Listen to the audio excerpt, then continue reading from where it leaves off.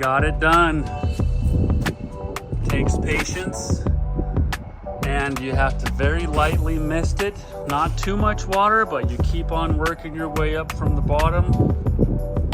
And after it's dried and painted, it'll be like it never happened.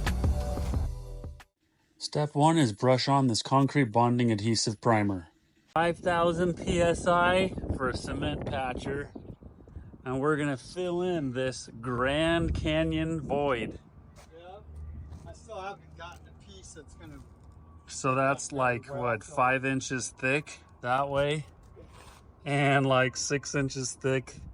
We're gonna attempt to do this without forms. When mixing, use very little water, and as it starts to set up, you're going to lightly mist it to keep a nice even wet edge. So as you can see here, Lynn the professional takes just a little bit of water,